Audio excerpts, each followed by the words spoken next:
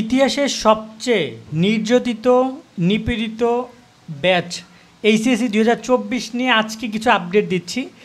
এখানে একদম বলতে পারি যে অবহেলা বা নির্যাতিত নিপীড়িত কেন বলতেছি, কারণ এই ব্যাচটার উপর দিয়ে যে ঝড় বয়ে গেল মনে হয় না অন্য কোনো ব্যাচে শিক্ষার্থীদের উপর দিয়ে গেছে। তোমাদের কি মতামত জানিও।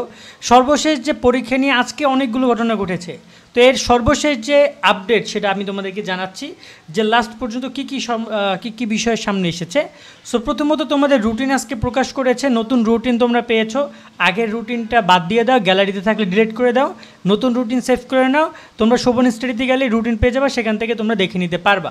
তাছাড়া এই হচ্ছে রুটিন, বাট শোভন স্টাডিতে আমি স্ক্রিনশট দিয়ে রেখেছি, সেখান থেকে তোমরা ভালো প্রিন্টের ছবিগুলো সেভ করতে পারবা গ্যালারিতে।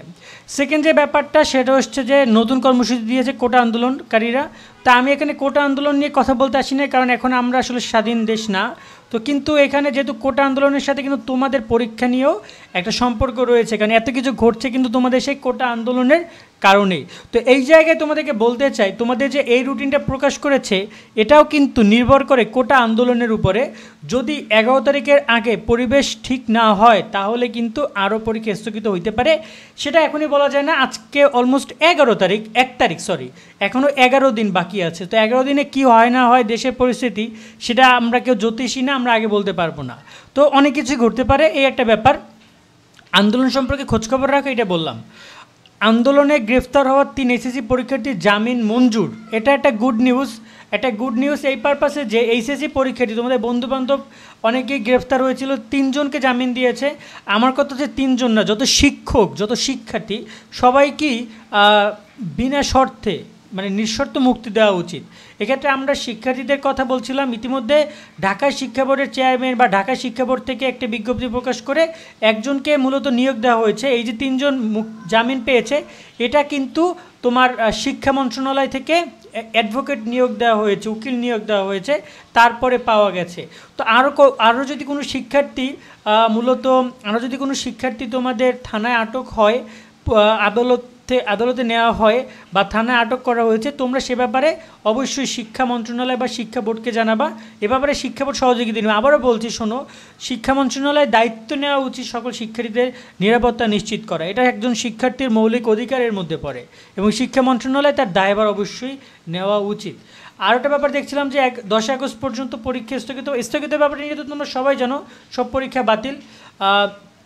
এখানে একজন অধ্যাপকের কথা বলতে হয়, অধ্যক্ষের কথা। Residential model school and college Mohammadpur এখানে যেটা রয়েছে, এখানের যিনি অধ্যক্ষ রয়েছে তাকে আমার ব্যক্তিগতভাবে খুব ভালো লেগেছে। কোটা সংস্কার আন্দোলনের একটা শিক্ষার্থী মারা গিয়েছে রেসিডেন্সিয়ালে, তোমরা জানো। তো সেই শিক্ষার্থী মারা যাওয়ার পরে তার অ্যাক্টিভিটিগুলো আমাদের অনেক ভালো লেগেছে। তো একটা ব্যাপার, কলেজে শিক্ষার্থীদের এইচএসসি পরীক্ষা না বসার ঘোষণা দেওয়া হয়েছে।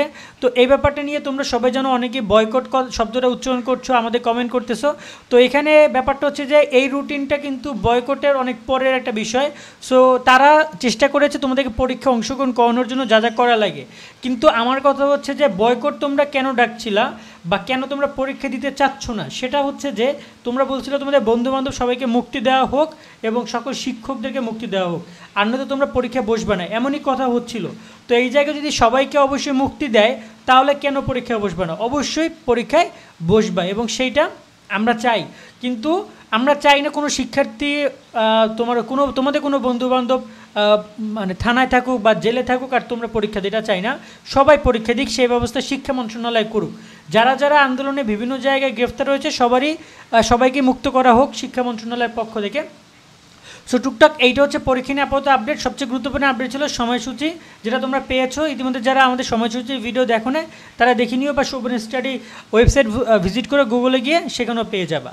ভালো থাকবা সকলে, আল্লাহ হাফেজ।